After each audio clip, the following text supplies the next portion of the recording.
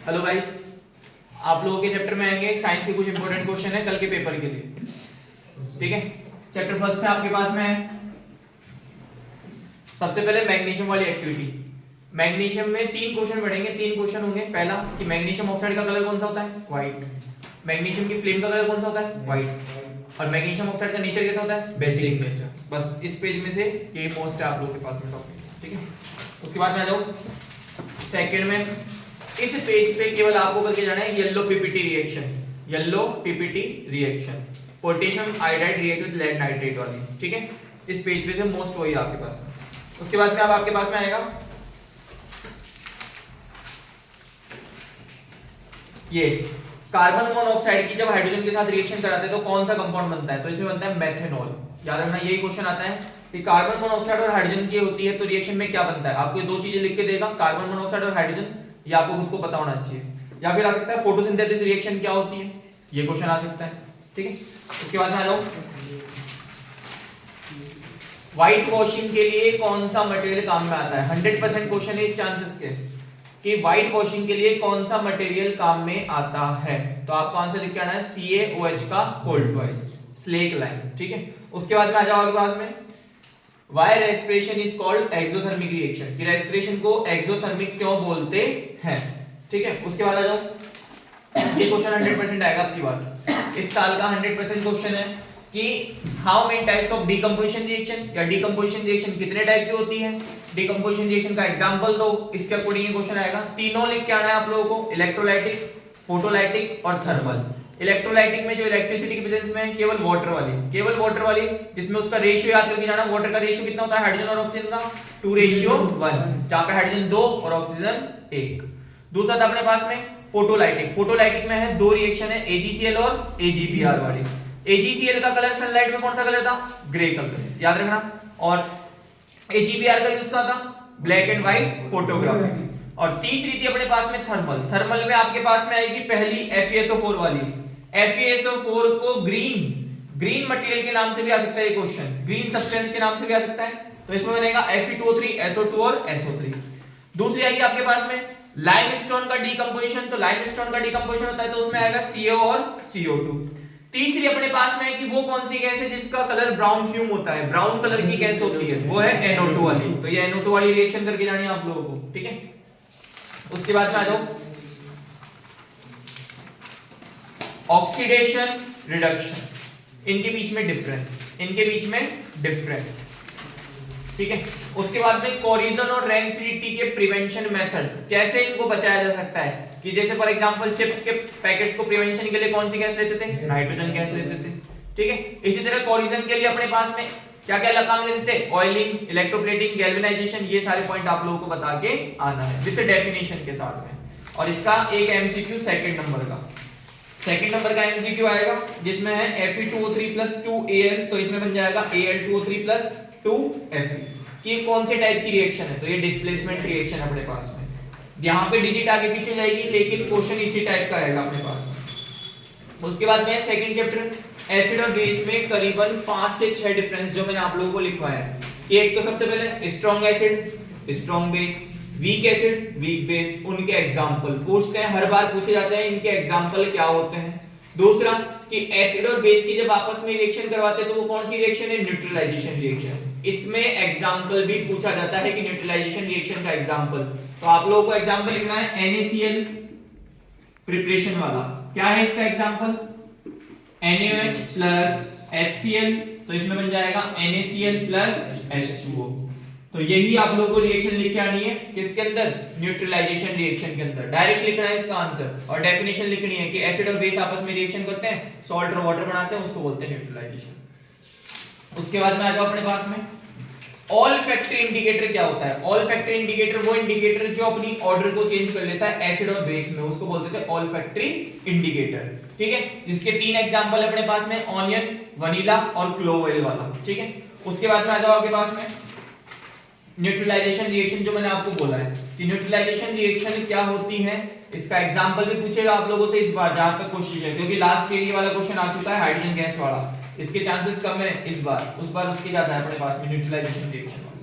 ठीक है, उसके बाद में आपसे क्वेश्चन आता है what is the nature of metal oxide and non metal oxide. 100% question होता है ये वाला। मेटल ऑक्साइड का नेचर कैसा होता है, बेसिक, और नॉन मेटल ऑक्साइड का एसिडिक। यही आप लोगों को लिख के आना है कि मेटल ऑक्साइड का नेचर, जैसे फॉर एग्जांपल उसने दिया कि CO2 का नेचर बताओ, तो CO2 क्या है, नॉन मेटल ऑक्साइड, तो नॉन मेटल ऑक्साइड का नेचर क्या हो गया, एसिडिक। क्या हो गया, एसिडिक। या फिर उसने लिख के दिया सोडियम ऑक्साइड, अब ये क्या है, मेटल है, तो इसका नेचर क्या बन जाएगा, बेसिक। यही आप लोगों को ध्यान रख के आना है कि मेटल ऑक्साइड का नेचर क्या है, मेटल ऑक्साइड का नेचर क्या है, बेसिक, और नॉन मेटल ऑक्साइड का एसिडिक। कोई डाउट है इसमें, ठीक है। उसके बाद में आता है अपने पास में ये वाली एक्टिविटी कि सारे के सारे एसिड और बेस अपना कैरेक्टर किस में शो करते हैं, इन the presence of water, water की प्रेजेंस में ही शो करते हैं। और एक ये कि ग्लूकोज और अल्कोहल जो है वो कंडक्टिविटी शो नहीं करता, ग्लूकोज और अल्कोहल कंडक्टिविटी शो नहीं करता, बट एसिड और बेस कंडक्टिविटी शो करते हैं। क्यों, क्योंकि उनमें क्या होते हैं, आयंस होते हैं। तो आयंस वाली एक्टिविटी आपको पूरी करनी है। उसके बाद में आपको करना है पीएच स्केल। पीएच स्केल में जो ट्रिक है आप लोगों के पास में वही लगानी है, 12, 22, 74, 10, 14। अब इसमें से क्वेश्चन आएगा कि बताओ कि गैस्ट्रिक जूस की पीएच कितनी होती है, तो ये आपको पीएच वैल्यू याद करके जानी है। तो 12, 22, 74, 10, 14 की अपनी ट्रिक थी, 12, 22, 74, 10 और 14। इसमें पॉइंट लगाया था, इसमें पॉइंट लगाया था, इसमें पॉइंट लगाया था। ये थी कौन सी, गैस्ट्रिक जूस, ये लेमन जूस, ये ब्लड, ये मिल्क ऑफ मैग्नीशियम, और ये कास्टिक सोडा। कास्टिक सोडा को हम NaOH क्या बोलते हैं, या फिर सोडियम हाइड्रोक्साइड। याद रखना, ये क्वेश्चन आता है अपने पास में। तो ये पीएच स्केल का कलर वगैरह सब कुछ याद करके जाना है। दूसरा क्वेश्चन इसी से आ सकता है, पीएच स्केल की स्टार्टिंग कौन से कलर से होती है, एंड कौन से होती है। तो इसकी भी मैंने ट्रिक बताई थी, विबग्योर को पीछे से स्टार्ट कर दो, वॉयलेट, यहां से वॉयलेट से, और कहां पे जाके खत्म होगी, रेड ऑरेंज पे। कोई डाउट है, ठीक है। उसके बाद में आएगा अपने पास में ये किस मटेरियल में कौन सा एसिड प्रेजेंट होता है। फॉर एग्जांपल टमाटर में पूछ लेगा तो आपको बताना है ऑक्सैलिक एसिड, कर्ड में पूछ लेगा लैक्टिक एसिड। तो इस तरीके से आप लोगों को ये टेबल रट के जानी है पूरी, ठीक है। उसके बाद में आएगा आप लोगों के पास में सॉल्ट फैमिली। 100% क्वेश्चन आता है इसका, सॉल्ट फैमिली की सॉल्ट क्या होता है। तो सॉल्ट मैंने आपको पढ़ाया था, 3 टाइप के होते हैं सॉल्ट अपने पास में, एसिडिक, बेसिक और न्यूट्रल। एसिडिक का फॉर्मूला था strong acid plus weak base, basic का फॉर्मूला था अपने पास में weak acid plus strong base, और न्यूट्रल का फॉर्मूला था strong acid plus strong base. याद रखना, ये आपके पास में फॉर्मूलाज थे। इनके अकॉर्डिंग क्वेश्चन पूछेगा कि बताओ कौन सा किससे बना हुआ है, तो आपको ये फॉर्मूला रट के जाना है। बट उसके लिए आपको मैंने फिर बोल रहा हूँ, strong acid, strong base, weak acid और वीक बेस वाले सारे एग्जांपल रट के जाना है आप लोगों को। उसके बाद में आ जाओ, क्लोर एल्कलाई प्रोसेस क्या होता है, व्हाट इज क्लोर एल्कलाई प्रोसेस। ये भी बहुत कई बार पूछा गया क्वेश्चन है। इसमें से भी आपसे क्वेश्चन पूछा जाएगा व्हाट इज क्लोर एल्कलाई प्रोसेस, सीधा पूछेंगे, या फिर पूछ लेंगे आपसे कि H2 का यूज बताओ, Cl2 का यूज बताओ और NaOH का यूज बताओ। तो ये यूजेस यहाँ पे मैंने बता रखे हैं, वो यूजेस आप लोगों को याद करके जाना है। उसके बाद में आ जाओ आप लोगों के पास में ब्लीचिंग पाउडर का केवल फॉर्मूला पूछेंगे। फॉर्मूला क्या होता है ब्लीचिंग पाउडर का, तो ब्लीचिंग पाउडर का फॉर्मूला होता है CaOCl2। बेकिंग सोडा में कौन कौन से रॉ मटेरियल काम में आते हैं, क्वेश्चन आता है which raw material use for baking soda. तो बेकिंग सोडा में अपने पास में काम में आता है NaCl plus H2O plus CO2 plus NH3, ये चीजें काम में आती है। दूसरा, बेकिंग सोडा और बेकिंग पाउडर से रिलेटेड क्वेश्चन आ सकता है। तो बेकिंग पाउडर में क्या काम में आता है, baking soda plus edible acid. Edible acid कौन सा बताया था, टार्ट्रिक एसिड। याद रखना, बेकिंग पाउडर में कौन कौन से एसिड काम में आते हैं या कौन कौन से मटेरियल काम में आते हैं। तो बेकिंग पाउडर में दो ही चीज काम में आती है, एक तो baking soda plus tartaric acid. दूसरा आएगा आपके पास में इधर व्हाट इज क्रिस्टलाइजेशन। ये भी वेरी मोस्ट क्वेश्चन है, 100% क्वेश्चन है इसका कि व्हाट इज क्रिस्टलाइजेशन या डिफाइन क्रिस्टलाइजेशन कैसे पूछ लेगा। तो क्रिस्टलाइजेशन क्या होता है, 1 mole salt contain fix amount of water known as crystallization. दो क्रिस्टलाइजेशन पढ़ा है आप लोगों को, एक तो ब्लू विट्रोल और एक ग्रीन विट्रोल, दोनों याद कर जाना। उसके बाद में पीओपी और जिप्सम की रिएक्शन, पीओपी और जिप्सम की रिएक्शन, इनके एक एक यूज कर लेना, बस एक एक यूज आएगा अपने, ज्यादा नहीं आते इसमें, ठीक है। अब दूसरा इसमें आएगा आप लोगों के पास में कोई से भी, जैसे फॉर एग्जांपल 3 सॉल्यूशन दे देंगे A B C, बताओ इनकी पीएच वैल्यू क्या है, इनको एसिड बेस स्ट्रेंथ में अरेंज करो। जैसे फॉर एग्जांपल आपको दे दिया 3 सॉल्यूशन है A B C, आपसे दे दिया उसने, इसकी पीएच वैल्यू दे दी उसने 4, इसकी दे दी 6 और इसकी दे दी 9। अब बताओ इनमें सबसे ज्यादा एसिडिक कौन सा है या सबसे ज्यादा बेसिक कौन सा है, या फिर इनको अरेंज करो, ऐसे क्वेश्चन आता है अपने पास में। उसके बाद में इसका एक एग्जाम एमसीक्यू करके जाएंगे आप लोग। एमसीक्यू में सेकंड, फोर्थ और फर्स्ट, सेकंड और फोर्थ एमसीक्यू आप लोगों को करके जाना ही है, ठीक है। उसके बाद में आता है कि सोर्स सब्सटेंस को अपन स्टोर नहीं करते, किसमें नहीं करते, याद करो, कॉपर वेसल में। ये क्वेश्चन वेरी मोस्ट है कि why source substance does not store in copper vessel, ये भी याद करके जाएंगे आप लोग। अब आ जाओ मेटल एंड नॉन मेटल वाला chapter. Metal and non metal chapter में से आपको मेटल नॉन मेटल के बीच में एक तो फिजिकल प्रॉपर्टीज में डिफरेंस पूछ सकता है, कोई सी भी 2 से 3 प्रॉपर्टीज आप लोगों को रट के जानी है, ठीक है। उसके बाद में एक क्वेश्चन 100% आता है आप लोगों के एक्सेप्शन से रिलेटेड, कि वो कौन सा मेटल है जिसको इजीली नाइफ से कट कर सकते हैं, ठीक है। वो कौन सा मेटल है जिसको हम हाथ में, पाम पे, हथेली पे रखते हैं तो लिक्विड स्टेट में आ जाता है, तो गैलियम और सीजियम वाला एग्जांपल पढ़ाया था आप लोगों को, ठीक है। या फिर आपसे पूछ सकता है कि एलोट्रोपिक प्रॉपर्टी क्या होती है, या फिर आपसे पूछ सकता है कि वो कौन सा नॉन मेटल है जिसके अंदर करंट फ्लो होता है, तो कौन सा था, ग्रेफाइट। या फिर आपसे पूछ सकता है कि मेटल और नॉन मेटल का एक ऐसा एग्जांपल बताओ, एक्सेप्शन केस बताओ जो लिक्विड स्टेट में मिलता है, तो मेटल का तो मरकरी और नॉन मेटल का ब्रोमाइड, याद रखेगा, ठीक है। तो ये अपने पास में क्वेश्चन में एक्सेप्शन केस जरूर आता है इससे, मेटल और नॉन मेटल से 100% क्वेश्चन आता है मेटल और नॉन मेटल से एक्सेप्शन का, ठीक है। उसके बाद में आएगा आप लोगों के पास में एम्फोटेरिक ऑक्साइड क्या होते हैं, तो those metal oxide which react with both acid and base are called amphoteric oxide, कि वो मेटल ऑक्साइड जो एसिड और बेस दोनों के साथ रिएक्शन करते हैं उसको क्या बोलते हैं, एम्फोटेरिक ऑक्साइड। 2 एग्जांपल है इसके, एल्यूमिनियम ऑक्साइड और जिंक ऑक्साइड, बस। उसके बाद में आ जाओ कि सोडियम को केरोसिन ऑयल में क्यों स्टोर करके रखते हैं, सोडियम वाला, ठीक है। उसी के नीचे एक एनोडाइजिंग है, एनोडाइजिंग की केवल डेफिनेशन रट जाना, थिक ऑक्साइड के लिए डिपॉजिटेट करते थे अपन एल्यूमिनियम सरफेस के ऊपर, उसको बोलते थे एनोडाइजिंग, याद रखना बस, ठीक है। इसकी डेफिनेशन रट के जाओगे। तीसरा कि अपने पास में कि वो कौन से मेटल है जो कोल्ड वाटर, हॉट वाटर और वाटर वेपर के साथ रिएक्शन करता है, ये वाली केवल नाम रट के जाना, आपको रिएक्शन नहीं करनी इसकी, ठीक है। उसके बाद में आ जाओ कि वो कौन सा एसिड है जो Mn और Mg के साथ रिएक्शन करता है, या फिर क्वेश्चन आ सकता है कि HNO3 किस मेटल के साथ रिएक्शन करता है, या फिर क्वेश्चन आ सकता है कि HNO3 सभी मेटल के साथ क्यों नहीं रिएक्शन करता, ये 100% क्वेश्चन है, इसको लगा लेना। HNO3, why HNO3 does not react with all metal, question आता है अपने पास में। इसी के नीचे एक और क्वेश्चन है, एक्वारेजिया क्या होता है। अब गलती यही होती है, एक्वारेजिया जो होता है ना वो कंसंट्रेटेड किस का मिक्सचर है, HCl और HNO3। अब क्वेश्चन आता है कि कंसंट्रेटेड है कि डाइल्यूट है, तो याद रखना डाइल्यूट पे टिक ही नहीं करना है आप लोगों को, किस पे करना है, कंसंट्रेटेड पे। कंसंट्रेटेड ही HCl और कंसंट्रेटेड ही HNO3, कितना रेशियो है, 3:1, याद रखना। और इसका यूज कहां होता था, गोल्ड और प्लेटिनम को डिसॉल्व करने में। एक्वारेजिया रट के जाना, फिर बोल रहा हूं ये ऊपर वाला भी रट के जाना। उसके बाद आ जाइए रिएक्टिविटी सीरीज में एक क्वेश्चन था कि रिएक्टिविटी सीरीज को सीक्वेंस अरेंज करो, तो अपनी ट्रिक थी K Na Ca Mg Al Zn Fe Sn Pb H Cu Hg Ag Au और Pt। अब इसमें ट्रिक थी अपनी, केदारनाथ का माली आलू जरा फीके से पवाता है क्योंकि हर अलग आलू पड़ता, ये ट्रिक थी। अब क्वेश्चन में आपको क्या करेगा कि कोई से भी, जैसे एक ही एलिमेंट ले लिया, एक ये ले लेगा, एक ये ले लेगा, अब इनको बोलेगा कि सीक्वेंस अरेंज करो कि हाईली रिएक्टिविटी ऑर्डर में, किसमें, हाईली। तो सबसे पहले हाईली कौन सा है, Al, उसके बाद कौन सा है, Fe, फिर कौन सा है, Cu, याद रखना। क्वेश्चन इसी का आता है कि रिएक्टिविटी ऑर्डर में अरेंज करो इनको, किसमें अरेंज करो, रिएक्टिविटी ऑर्डर में।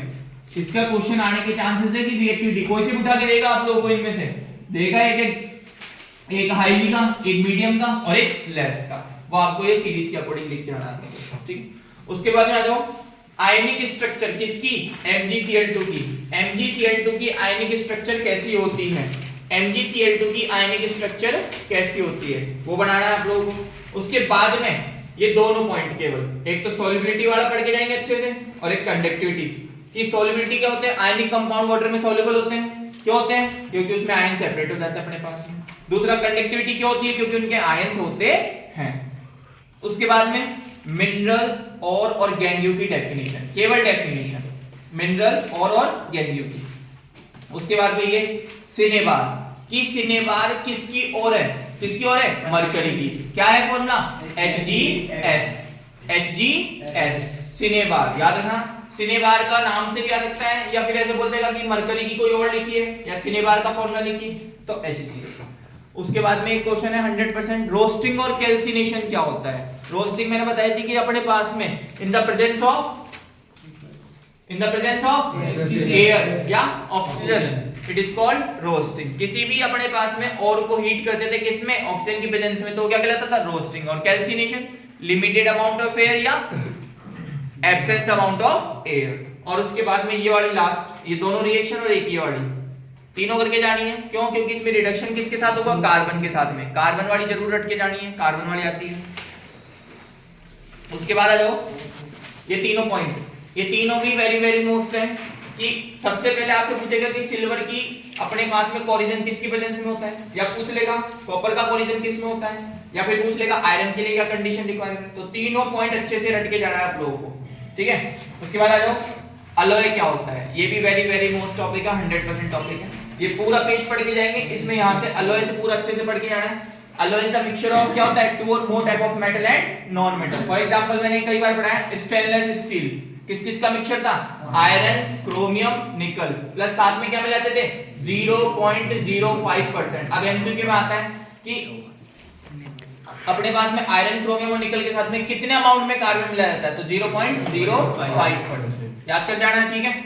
उसके बाद में आ जाओ अमलगम क्या होता था, याद करो अमलगम किस किस का मिक्सचर था, एक एलिमेंट मिक्स था, फिक्स था, मरकरी। दूसरा कौन सा था, जिंक अमलगम या सोडियम अमलगम, ठीक है। उसके बाद में आता है ब्रास किस किस का मिक्सचर है, ब्रॉन्ज किसका मिक्सचर है, ठीक है, या फिर सोल्डर किस किस का मिक्सचर है। तो ऐसे टॉपिक आप लोगों से पूछे जाते हैं, याद रखना इसमें से, ठीक है। उसके बाद में आ जाओ इसका एमसीक्यू लगा लो।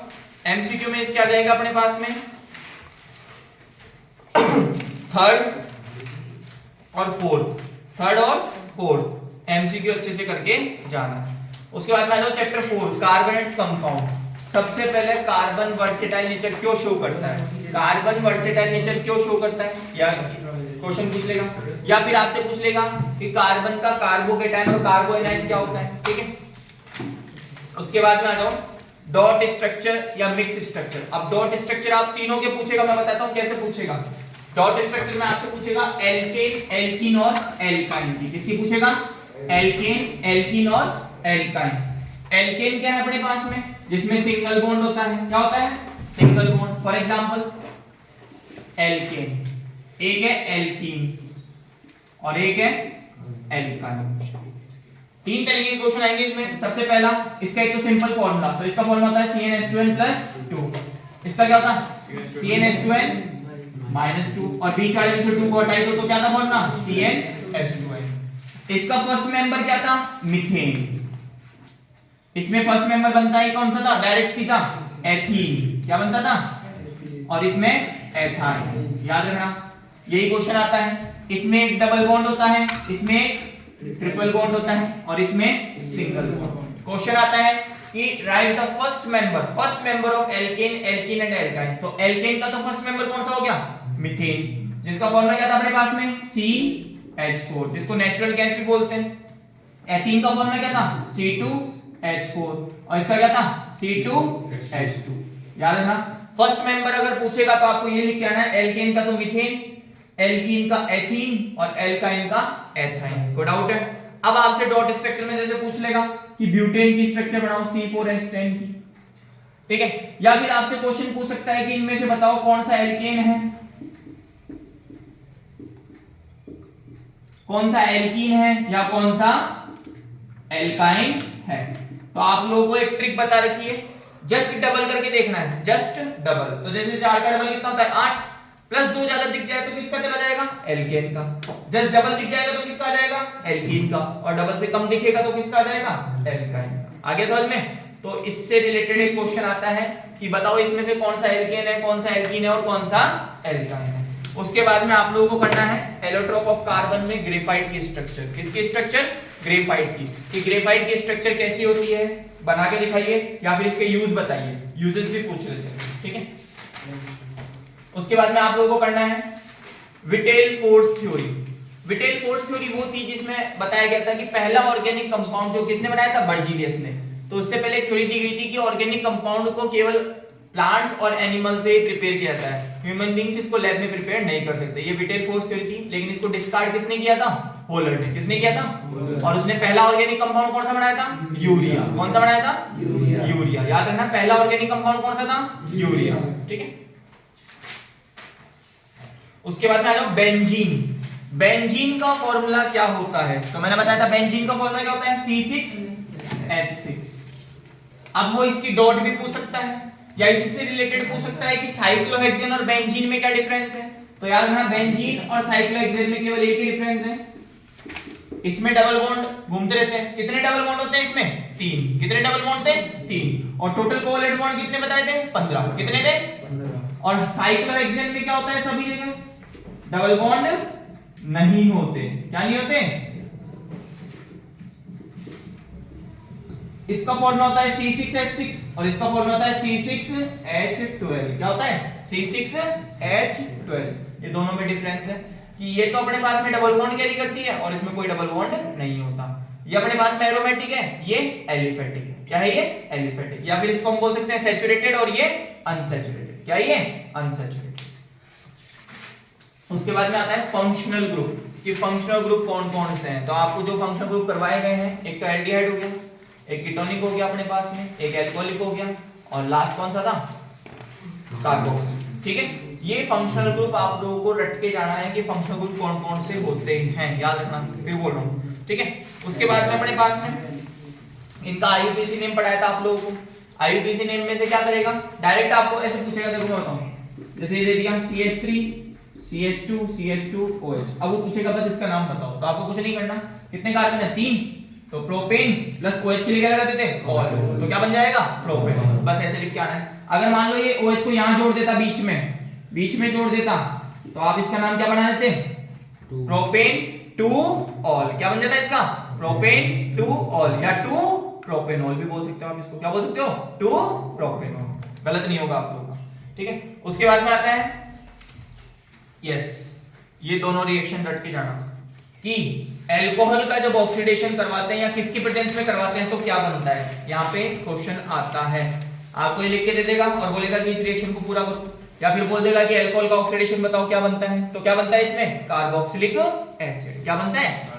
दूसरा पूछेगा कि एडिशन रिएक्शन, कॉम्बिनेशन और एडिशन में कंफ्यूज होते हैं। कॉम्बिनेशन फर्स्ट चैप्टर में थी, एडिशन किस में है अपने पास में? फोर्थ चैप्टर में। किसकी? एल्कीन की एडिशन। तो इसमें क्या बनती है एडिशन में? अनसैचुरेटेड कंपाउंड किस में कन्वर्ट हो जाता है? Saturated compound. ठीक है। उसके बाद में आ जाओ अपने पास में ये रहा कि ये रिएक्शन भी रट के जाना कि जब अल्कोहल का डिहाइड्रेशन करवाते हैं, क्या करवाते हैं? डिहाइड्रेशन के नाम से आता है। या फिर आप लोग याद रखना, एरो के ऊपर आपको लिख के दे देगा कंसंट्रेटेड H2SO4, तब भी डिहाइड्रेशन ही होगा। तो इसमें क्या बनती थी? एल्कीन। क्या बनती थी? एल्कीन।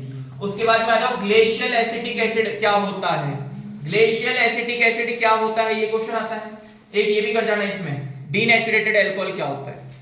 डीनेचुरेटेड अल्कोहल और अल्कोहल जब हमारे लीवर में जाता है तो क्या बनता है, ये भी ध्यान रखना। मेथेनॉल जब हमारे लीवर में जाता था, मेथेनॉल, तो क्या बन जाता था? मेथेनॉल में कन्वर्ट हो जाता था। याद रखना कि ये क्यों कच्ची दारू पीने से डेथ हो जाती है, तो इसीलिए डेथ हो जाती थी वो। ठीक है, मेथेनॉल में कन्वर्ट हो जाता है। उसके बाद में एक आ जाओ एस्टरिफिकेशन रिएक्शन। ये भी वेरी वेरी मोस्ट रिएक्शन है, एस्टरिफिकेशन रिएक्शन। रट के जाना, पुरानी बुकों में गलत दे रखी है रिएक्शन, नई बुकों में सही है, ध्यान रख लेना। पुरानी बुकों में गलत है रिएक्शन, इसको सही कर लेना चाहे से आप लोग। ठीक है। उसके बाद में आ जाओ सोप और डिटर्जेंट में डिफरेंस क्या होता है। सोप और डिटर्जेंट में डिफरेंस, एक ये स्ट्रक्चर कर जाना और एक पूछेगा हाइड्रोफिलिक और हाइड्रोफोबिक पार्ट किसका था, किसका था? रकूना का। याद आया? RCOONA, जहां पे R की जगह अपन क्या लिखते थे? R की जगह C17H35COONA। इसमें हाइड्रोफिलिक और हाइड्रोफोबिक रट के जाना कि हाइड्रोफिलिक क्या होता है, हाइड्रोफोबिक। तो जब हम इसको तोड़ते थे, याद करो, इसमें बताया था कि जब इसको ब्रेक करते हैं तो क्या बनता था अपने पास में, यहां पे बनता था अपने पास में C17H35COO नेगेटिव और Na पॉजिटिव। जब इस स्ट्रक्चर को हम ओपन करते थे तो क्या बनती थी, कुछ ऐसी बनती थी। तो यहां पे आ जाएगा अपने पास में O नेगेटिव। तो ये जो टेल थी, ये लॉन्ग टेल बनती थी, इसको क्या बोलते थे? हाइड्रोफोबिक। और ये वाला नेगेटिव हिस्सा हाइड्रोफिलिक। ये क्वेश्चन आता है हाइड्रोफोबिक और हाइड्रोफिलिक क्या होता है, इनमें से वाटर हीटर कौन सा है, वाटर लविंग कौन सा है, याद रखना। इस चैप्टर से यही पढ़ के जाना और कुछ नहीं पढ़ना। अब आ जाओ चैप्टर 5 पे, लाइफ प्रोसेस। लाइफ प्रोसेस में आप लोगों को करना है ऑटोट्रॉफिक और हेटेरोट्रॉफिक न्यूट्रिशन। क्या करना है? ऑटोट्रॉफिक और हेटेरोट्रॉफिक न्यूट्रिशन। न्यूट्रिशन क्या होता है, ठीक है। उसके बाद में आ जाओ अपने पास में फोटोसिंथेसिस के लिए कौन कौन सी कंडीशन रिक्वायर्ड है। कौन कौन सी कंडीशन रिक्वायर्ड थी? कार्बन डाइऑक्साइड, वाटर, सनलाइट और क्लोरोफिल, ये कंडीशन अपने पास में रिक्वायरमेंट है। उसके बाद में आएगा आप लोगों के पास में यस। अब जो क्वेश्चन मैं बता रहा हूं, स्टमक के अंदर एक ग्लैंड मिलता था, कौन सा था? गैस्ट्रिक ग्लैंड, जिससे एक निकलता था जूस, गैस्ट्रिक जूस। अब उसमें क्या क्या एंजाइम थे, उनकी वर्किंग क्या है, ऐसे क्वेश्चन आएगा। तो याद रखना HCl का, म्यूकस का और पेप्सिन का, ये करके जाएंगे आप लोग। HCl, म्यूकस और पेप्सिन। दूसरा, स्टमक के बाद में आपसे पूछेगा कि माउथ में जो सलाइवा था वो कहां से आता था? Salivary amylase.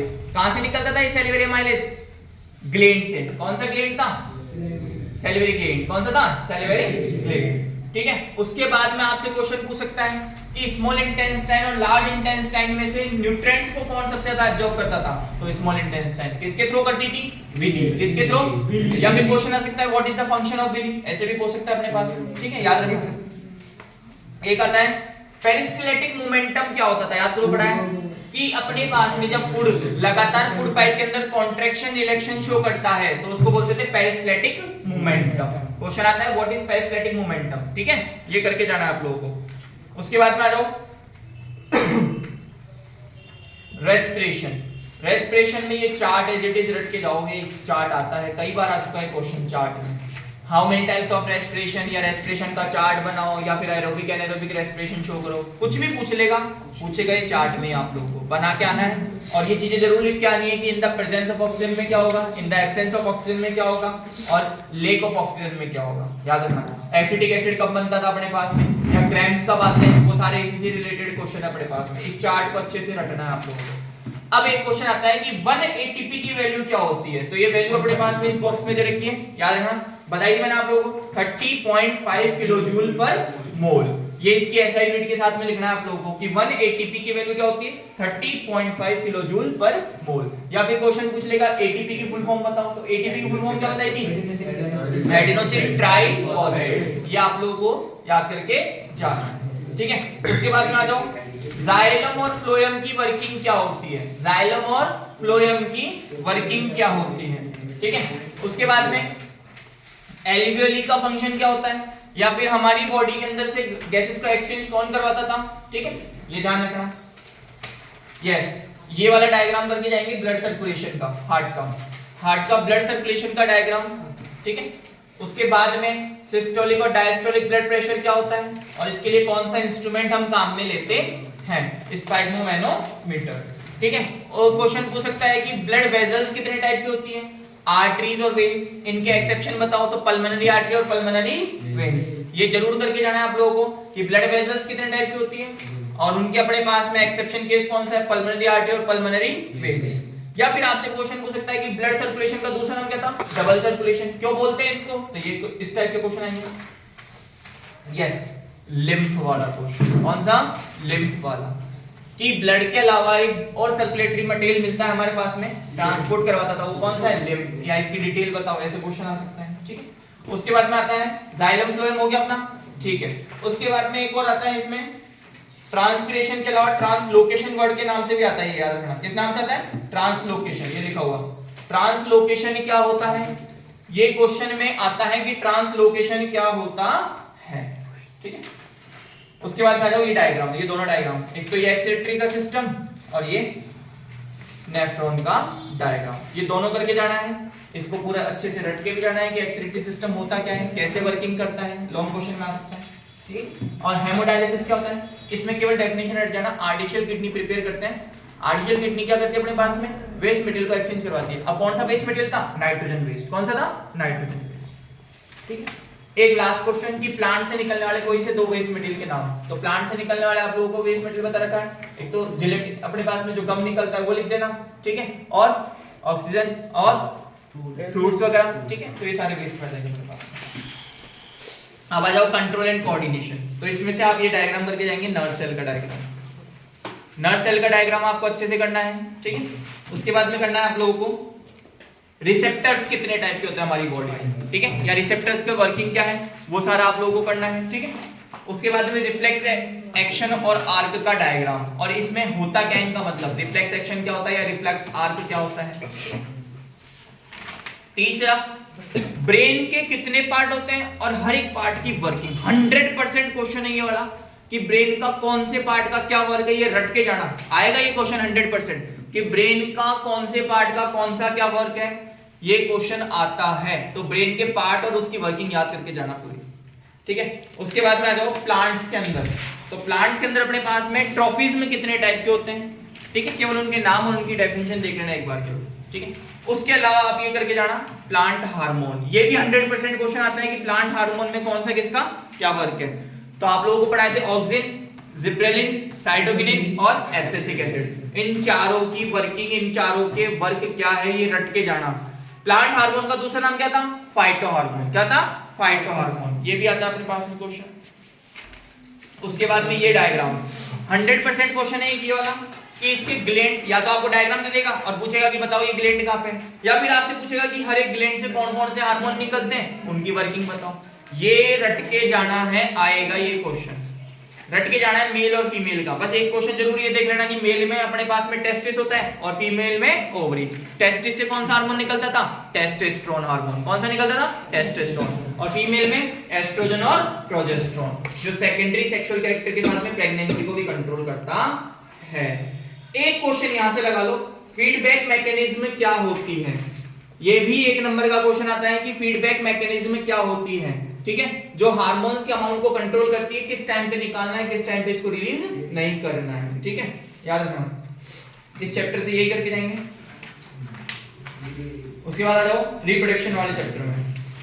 वेरिएशन क्यों इंपॉर्टेंस है, वेरिएशन क्यों जरूरी है अपने पास में, ठीक है, या डीएनए वेरिएशन क्या होता है, क्वेश्चन आ सकता है। उसके बाद में रीजनरेशन और बडिंग में क्या डिफरेंस है, या इनके एग्जांपल बताओ। रीजनरेशन और बडिंग में क्या डिफरेंस है या इसके एग्जांपल बताओ, ये क्वेश्चन आ सकता है आप लोगों के पास में। दूसरा, नेक्स्ट, टिश्यू कल्चर क्या होता है, टिश्यू कल्चर क्या होता है, जिसमें कैलस बनता था अपने पास में, कैलस को करते थे, ठीक है। उसके बाद में आ जाओ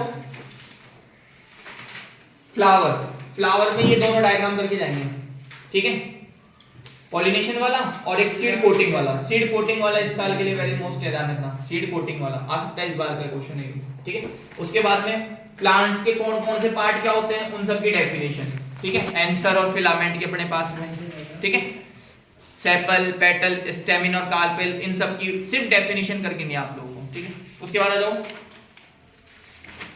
रिप्रोडक्टिव सिस्टम। रिप्रोडक्टिव सिस्टम में इनसे आपसे पूछेगा इनके मिलने वाले जो पाथ है ना बीच में, तो उनके वे वर्किंग क्या है, किस पार्ट का क्या वर्क है, किस पार्ट का क्या वर्क है। इस बार मेल के चांसेस ज्यादा है डायग्राम में, मेल वाला अच्छे से रट लेना, मेल रिप्रोडक्टिव सिस्टम, ठीक है, याद रखना। उसके बाद में आ जाओ मिनार्च और मीनोपॉज क्या होती है। जिस एज में मेंस्ट्रुएशन साइकिल स्टार्ट होती थी उसको बोलते थे मिनार्च, और जिस एज में खत्म हो जाती है उसको मीनोपॉज। या फिर एसटीडी, एसटीडी क्या होती है, एसटीडी सेक्सुअली ट्रांसमिशन डिजीज। इसमें आप लोगों से मैंने बताया भी था कई बार कि डिजीज देख करके पूछेगा कि बताओ ये कौन से टाइप की डिजीज है, बैक्टीरिया डिजीज है, वायरस डिजीज है, ये क्वेश्चन आता है, ठीक है। उसके बाद में आपका आता है ट्यूबेक्टोमी और वास्कोटोमी क्या होता है, सर्जिकल मेथड क्या होते हैं, ये वाले टॉपिक करके जाएंगे अपने पास में, ठीक है। या बर्थ कंट्रोल कैसे कर सकते हैं, ऐसे क्वेश्चन आ सकता है अपने पास में, ठीक है। नेक्स्ट आ जाओ हेरिडिटी। हेरिडिटी की डेफिनेशन, सबसे पहले जो डेफिनेशन पूछेगा what is heredity, the transmission of genetic character from parental generation to their offspring, ठीक है, ये डेफिनेशन रट जाना। Who is known as the father of genetics, ये भी पूछ सकता है अपने पास में, कौन था, ग्रेगर जॉन मेंडल, ठीक है। उसके बाद में आता है आप लोगों के पास में मेंडल के 3 लॉज कौन कौन से थे, तो 3 लॉज अपने पास में थे, law of dominance, law of segregation, law of independent assortment. अब क्वेश्चन आता है कि मेंडल ने पी प्लांट ही क्यों सेलेक्ट किया। क्वेश्चन आ सकता है कि पी प्लांट ही क्यों सेलेक्ट किया, या पी प्लांट के कोई 4 कैरेक्टर लिखो या कोई 3 कैरेक्टर लिखो, ठीक है। मेंडल को जो पी प्लांट लिया गया था उसके क्या कैरेक्टर थे, ऐसे भी क्वेश्चन आ सकता है अपने पास में, ठीक है। अब उसमें से भी आप लोगों को जो रटना है, एक तो फिनोटाइप और जीनोटाइप रेशियो, हर एक के फिनोटाइप और जीनोटाइप रेशियो रट के जाएंगे आप लोग। फिनोटाइप रेशियो क्या होता है, जीनोटाइप रेशियो क्या होता है, याद रखेंगे। ठीक है। उसके बाद में एक वो टेबल RR और YY वाली टेबल, ठीक है। या फिर जीनोटाइप और फिनोटाइप में कौन सा लॉ ऑफ सेग्रीगेशन का आप लोगों को फिनोटाइप और जीनोटाइप टेबल याद करनी है, ठीक है। और लास्ट है इसका सेक्स डिटरमाइनेशन। ऑटोसोम्स क्या होते हैं, हेटेरोसोम्स क्या होते हैं। एक क्रोमोसोम्स में अपने पास में कितना पेयर मिलता है अपने पास में, तो कितना पेयर था 23 का पेयर था, जिसमें से 22 तो क्या थे सेम। आखिरी का पेयर अलग था, मेल में कौन सा था XY और फीमेल में कौन सा था XX। तो ये चीजें याद कर जाना, ठीक है। उसके बाद में आ जाओ अपने पास में नेक्स्ट है लाइट वाला चैप्टर। लाइट वाले चैप्टर में से आप लोगों को करना है लॉज ऑफ रिफ्लेक्शन। सबसे बढ़िया क्वेश्चन है, डायरेक्ट आता है क्वेश्चन कि इसके लॉज क्या है। तो दो ही लॉज आप लोगों को पढ़ाए थे, incident ray, reflected ray, normal lie on the same point. दूसरा angle I is equal to angle R, बस, ठीक है। उसके बाद में था यूजेस ऑफ कॉनकेव और कॉन्वेक्स मिरर। इनके यूज क्या होते हैं या इनको कहां काम में लिया जाता है। या फिर आपसे पूछ लेगा कि गाड़ी के व्हीकल में बताओ, जो गाड़ी के हेडलाइट जो है उसमें कौन सा मिरर होता है, ऐसे क्वेश्चन पूछ लेगा। सिक्योरिटी मिरर में कौन सा मिरर होता है, ऐसे क्वेश्चन पूछेगा यूजर्स में से, ठीक है। उसके बाद आ जाओ हाँ relationship between focal length and radius of curvature. तो क्या था formula F is equals to R by 2, या फिर आप इसी को लिख सकते हो R is equals to 2F। R is equals to 2F, दोनों का मतलब एक ही है। न्यूमेरिकल आएगा तो आपको क्या करेगा कि रेडियस दे देगा और फोकल लेंथ पूछेगा तो कुछ नहीं करना, केवल डिवाइड कर देना 2 से। किससे कर दोगे 2 से डिवाइड। एक नंबर के आधे नंबर में न्यूमेरिकल आता है इसका, कुछ नहीं करना है, सिर्फ 2 से डिवाइड करके लिख के आ जाओ और जो यूनिट है वो लगा दो। मीटर है तो मीटर, सेंटीमीटर है तो सेंटीमीटर, और कुछ नहीं करना। उसके बाद में आ जाओ इमेज फॉर्मेशन। इमेज फॉर्मेशन आप क्या आएगा कॉनकेव और कॉन्वेक्स मिरर से रिलेटेड। किससे रिलेटेड, मिरर से। जहां तक पॉसिबल है आपके पास में आएगा कॉनकेव मिरर वाला। कौन सा कॉनकेव। कॉनकेव मिरर में भी आपको क्या करेगा, जैसे क्वेश्चन पूछ लेगा कि एक मिरर है कि बताओ उससे अपने पास में रियल और इन्वर्टेड इमेज बन रही है। रियल और इन्वर्टेड इमेज बन रही है और जितनी डिस्टेंस पे ऑब्जेक्ट है उतनी डिस्टेंस पे बन रही है, ठीक है। तो बताओ ऑब्जेक्ट कहां पे, तो याद करो एक ही था अपने पास पोजीशन एट सी पे ही थी, उतनी डिस्टेंस पे उतनी ही दूरी पे अपने पास में इमेज बनती थी। तो ऐसे क्वेश्चन पूछ लेगा। बनेगा किससे, कॉनकेव मिरर से, याद रखना, ठीक है। उसके बाद में आ जाओ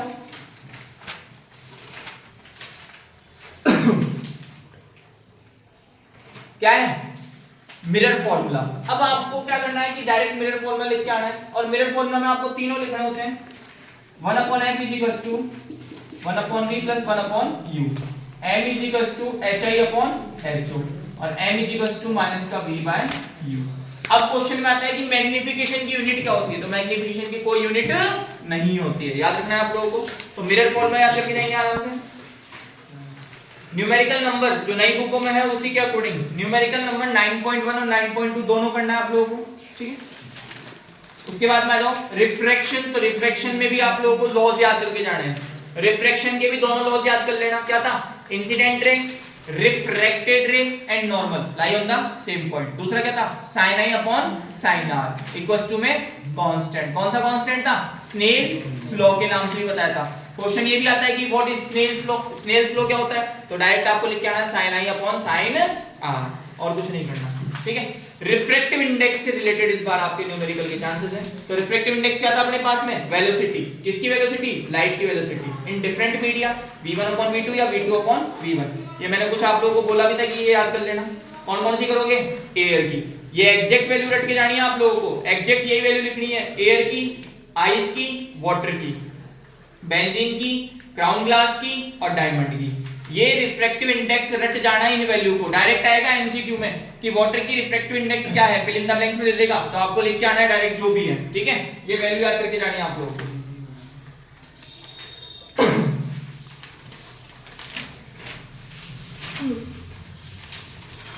ठीक है। उसके बाद में आ जाओ पावर ऑफ लेंस। ये भी 100% क्वेश्चन है कि पावर ऑफ लेंस क्या होता है, पावर ऑफ लेंस का फॉर्मूला क्या होता है, या पावर ऑफ लेंस कब, कॉनकेव लेंस में तो क्या होती है, प्लस में होती है कि माइनस में होती है, या कॉन्वेक्स लेंस में प्लस होती है कि माइनस होती है। ये वैल्यू आप लोगों को रट के जानी है। पावर ऑफ लेंस का फॉर्मूला क्या होता है, P = 1/f, ये ध्यान रखना। और पावर ऑफ लेंस की असाइनमेंट क्या थी, डायोप्टर। क्या थी, डायोप्टर। क्या थी, डायोप्टर। एक इसमें से ये भी करके जाना, कॉन्वेक्स लेंस वाला। कॉनकेव मिरर और कॉन्वेक्स लेंस, दोनों के डायग्राम अच्छे से देख के जाना, इन्हीं में से डायग्राम की पॉसिबिलिटी होती है ज्यादातर, कॉनकेव मिरर और कॉन्वेक्स लेंस। अब आ जाओ उसके बाद में न्यूमेरिकल पे, तो आप कर लेना बुक का एक तो फर्स्ट क्वेश्चन ही कर लेना कि which one of the following material cannot be used to make a lens, कौन सा मटेरियल जो लेंस बनाने में काम में नहीं जा सकता। या फिर अब लेंस क्या होता है, जिसमें इमेज बने, तो इमेज किस में नहीं बढ़ती अपने पास में, क्ले में नहीं बढ़ती, सबको पता है ये चीज, ठीक है। उसके बाद में आ जाओ क्वेश्चन नंबर 5, क्वेश्चन नंबर 10, 13, 16 और 15, ठीक है। उसके बाद में आ जाओ ह्यूमन आई। ह्यूमन आईज में आपको केवल आई का डायग्राम और आई के पार्ट के नाम अच्छे से रट के जाने हैं, डायग्राम और पार्ट के नाम, ठीक है। आईज का डायमीटर कितना होता है ह्यूमन आई का, 2.3 कितना सेंटीमीटर की मीटर, सेंटीमीटर, याद रखना। ह्यूमन आईज का डायमीटर कितना होता है, 2.3 सेंटीमीटर। ह्यूमन आईज में इमेज का बनती थी रेटिना पे, क्या था रेटिना में, कॉन्स और रॉड्स, कलर सेल्स कहलाती थी अपने पास में, और लाइट सेंसिटिव सेल कहलाती थी, याद आया, ठीक है। उसके बाद में आते हैं एक क्वेश्चन 100% आता है पावर ऑफ अकोमोडेशन से। What is power of accommodation, power of accommodation क्या होता है, ठीक है, या ऑब्जेक्ट की इमेज कब पास बनती है कब दूर बनती है, वो इसी से ही करना है आप लोगों को, ठीक है। एक आता है आई डिफेक्ट, इसमें आपको ये डायग्राम साथ में बनाना है। आई डिफेक्ट कितने टाइप के हैं, तो आप लोगों को मैंने टोटल कितने पढ़ाए, 5, लेकिन आपके जो सिलेबस में वो करना है आप लोगों को, कौन कौन सा, मायोपिया, हाइपरमेट्रोपिया, प्रेसबायोपिया और कैटरेक्ट। कैटरेक्ट को कैसे पढ़ाया था अपन ने, सर्जिकल से, ठीक है। बाकी आप ये दोनों मोस्ट ज्यादातर, ठीक। मायोपिया के लिए कौन सा लेंस था अपने पास में, कॉनकेव, और हाइपरमेट्रोपिया के लिए कॉन्वेक्स, याद रखना, ठीक है। इमेज फॉर्मेशन में पूछेगा इनकी कि इमेज कहां बनती है। उसके बाद आ जाओ प्रिज्म वाला डायग्राम। प्रिज्म वाले डायग्राम में आप लोगों को इंसिडेंट रे, रिफ्रैक्टेड रे, एंगल ऑफ डेविएशन, ये सारे पॉइंट आप लोगों को डेफिनेशन के साथ रट के जाने हैं, ठीक है। एंगल ऑफ प्रिज्म क्या होता है, किस किस के बीच में बनता है। उसके बाद आ जाओ डिस्पर्जन ऑफ लाइट क्या होता है, what is the meaning of dispersion of light. और उसके बाद में एक ये कि why is the colour of the sky is blue, sky का कलर ब्लू क्यों होता है, या व्हाई स्टार शो ट्विंकलिंग, एक ये वाला क्वेश्चन कर लेना, ठीक है। नेक्स्ट आ जाओ इलेक्ट्रिसिटी। इलेक्ट्रिसिटी में करंट की ऐसा यूनिट जिस साइंटिस्ट के नाम पे रखी गई है वो क्या है, आंद्रे मेरी एम्पियर। क्या नाम है उसका, आंद्रे मेरी एम्पियर, जिसको अपन क्या बोलते हैं करंट की यूनिट, एम्पियर, क्या बोलते हैं, एम्पियर, ठीक है। उसके बाद में एक calculate the number of electron in 1 coulomb charge. एक कूलम्ब चार्ज में कितने इलेक्ट्रॉन होते हैं, तो पढ़ाया था आपको 6.25 × 10 की पावर 80, ठीक है। उसके बाद में आ जाओ Ohm's law. What is Ohm's law, Ohm's law क्या होता है, ओम्स लॉ क्या होता है, एक ये कर जाना, रेजिस्टेंस और रियोस्टेट का डायग्राम, ये दोनों है कंफ्यूजन क्रिएट करने वाले हैं, रेजिस्टेंस और रियोस्टेट का डायग्राम, ठीक है। एक क्वेश्चन आता है कि एमीटर को हम सीरीज में क्यों जोड़ते हैं, पैरेलल में क्यों नहीं जोड़ते, याद करो, बता रखा है आप लोगों को, ठीक है। और ओम्स लॉ में से एक ग्राफ करके जाना ये वाला, ठीक है, ग्राफ जरूर करना है इसका। एक आ जाओ रियोस्टेट की डेफिनेशन के साथ डेरिवेशन, कि रियोस्टेट कौन कौन से फैक्टर के ऊपर डिपेंड करता है, तो length of the wire, nature of the wire, area of cross section और टेम्परेचर, याद रखना, ये डेरिवेशन करके जाना रियोस्टेट की, ठीक है। अब उसके बाद में ये 3-4 जो मैंने आपको लगवाए थे कि कौन कौन सा कंडक्टर की अपने पास में अलॉय के मिक्सचर किस किस का है, तो एक तो कर जाना अपने पास में कॉपर और निकल वाला मिक्सचर, एक कर जाना कॉपर Mn और निकल वाला, और एक कर जाना निकल क्रोमियम Mn और Fe वाला, ठीक है। न्यूमेरिकल नंबर एग्जांपल में से 11.4, 11.5 और 11.6 तीनों कर जाना। सीरीज और पैरेलल 100% क्वेश्चन है, सीरीज और पैरेलल की डेरिवेशन, 2 दे देगा या 3 रेजिस्टेंस दे देगा, लेकिन आपको रेजिस्टेंस 2 या 3 को ही लेकर के करना है। डायरेक्ट बोल देगा derive the formula of series combination, derive the formula of parallel combination, ऐसे दे देगा आपको क्वेश्चन, दोनों ही डेरिवेशन करके जाओगे आप सीरीज और पैरेलल का। उसके बाद में आ जाओ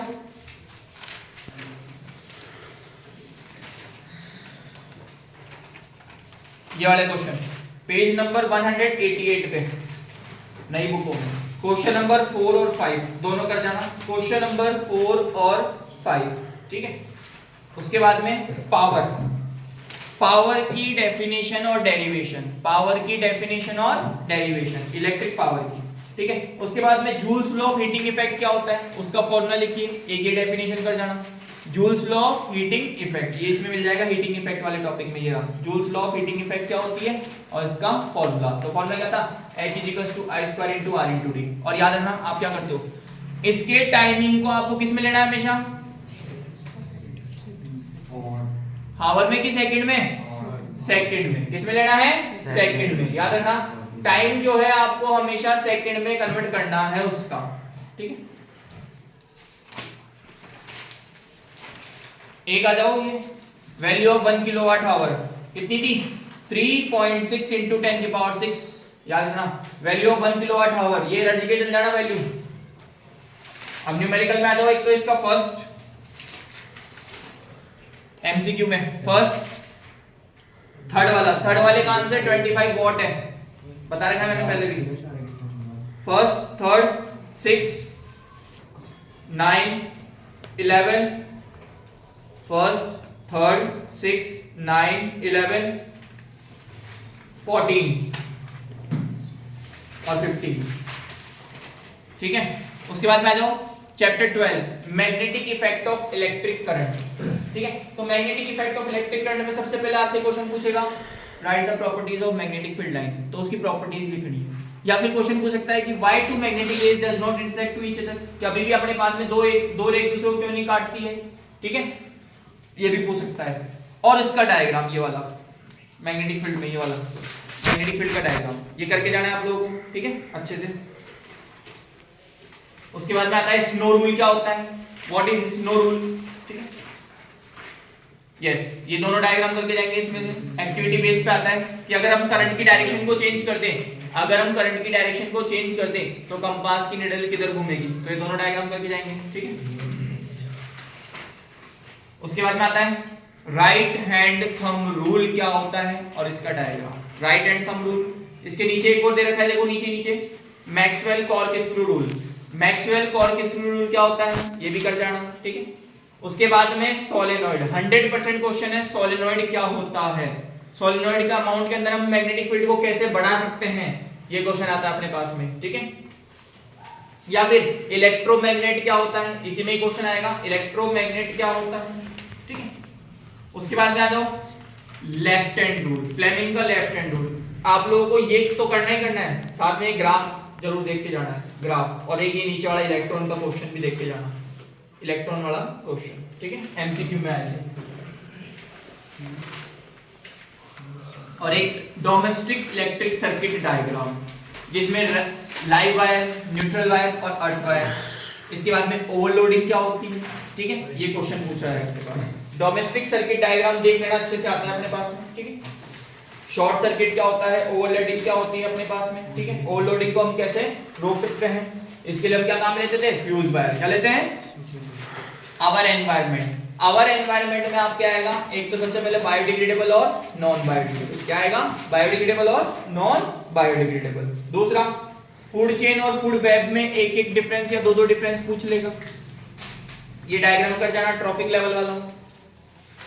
लेवल वाला डायग्राम कर देना। ठीक है, एक आ जाओ अपने पास में, yes, ozone deflection, very most topic है इस साल का ये। ओजोन डिप्लेक्शन क्या है, ओजोन की रिएक्शन लिखो, फॉर्मेशन की रिएक्शन, या किस गैस के कारण ये ओजोन डैमेज हो रही है अपने पास में, तो कौन सी थी, क्लोरोफ्लोरोकार्बन। और उसका प्रिवेंशन क्या था, हाइड्रोफ्लोरोकार्बन। ठीक है, एक जरूर याद कर लेना, थर्ड चैप्टर में से थी पीवीसी की फुल फॉर्म।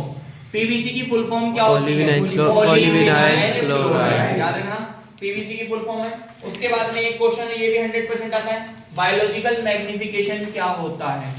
बायोलॉजिकल मैग्निफिकेशन क्या होता है, और एक सिंपल सी डेफिनेशन आएगी, प्रोड्यूसर कौन होते हैं, कंज्यूमर कौन होते हैं, या डिकम्पोजर कौन होते हैं। तीनों की डेफिनेशन पूछ लेगा, ज्यादा नहीं है इसमें, ज्यादा टफ नहीं आएगा इससे क्वेश्चन सिंपल ही आएगा, प्रोड्यूसर, कंज्यूमर या डिकम्पोजर की डेफिनेशन पूछ लेगा।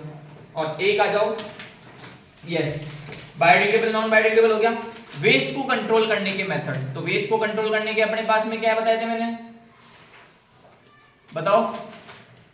वेस्ट को इंसिनेशन, भस्मीकरण, याद करो, बताया था। सबसे ज्यादा कहां काम में ले जाती है, जापान में। दूसरा लैंड फिलिंग और तीसरा ट्रीटमेंट, केमिकली ट्रीटमेंट। ये टॉपिक आप लोगों को अच्छे से पढ़ के जाना है, याद रखना, वेस्ट को कंट्रोल करने का। और एक हाँ एनर्जी जरूर कर जाना कि जैसे फॉर एग्जांपल आपसे क्वेश्चन पूछ लेगा, एनर्जी फ्लो जरूर करके जाना, ये वाला इसमें ही गलती होती है, ये क्वेश्चन आता भी है। सन से एनर्जी कितनी कंज्यूम करते हैं ग्रीन प्लांट्स, याद करो, बताया था। सन से अपने पास में एनर्जी आती है 1%, कितनी आती है? और सन से फिर अदर ऑर्गेनिज्म में प्रोड्यूसर कौन सा था? Green plants. कंज्यूमर कौन सा कंज्यूमर? प्राइमरी कंज्यूमर, फिर सेकेंडरी कंज्यूमर और फिर टर्शियरी कंज्यूमर। इन सब में कितना कितना परसेंट आता था? 10 और लास्ट में अपने पास में पूछ सकता था कि फूड चेन या फूड वेब जो भी होता है मैक्सिमम 3 या 4 लेवल के बाद में खत्म क्यों हो जाता है? क्योंकि एनर्जी खत्म हो जाती है। ठीक है, तो याद रखना, जैसे मान लो अगर यहाँ पे 40,000 आ रही है, कितनी आ रही है? 40,000 जूल आ रही है, तो इसका 1% निकाल लेंगे। 1% कितना आएगा इसका? कट जाएगा 400, कितनी आ जाएगा? तो इसका 400 जूल आंसर आएगा। ठीक है, अब आपसे क्वेश्चन पूछेगा कि सबसे कम एनर्जी किसको मिल रही है? टर्शियरी। सबसे ज्यादा एनर्जी किसको मिल रही है? प्रोड्यूसर। कौन सा? Green plants. या फिर पूछ सकता है कि सेकेंडरी कंज्यूमर को कितनी एनर्जी मिल रही है? तो ये जरूर रट के जाना है आप लोगों को। बस जो भी हो, आप लोग अपना पेपर कैसा गया इस वीडियो पे जरूर बताइएगा मुझे देख करके।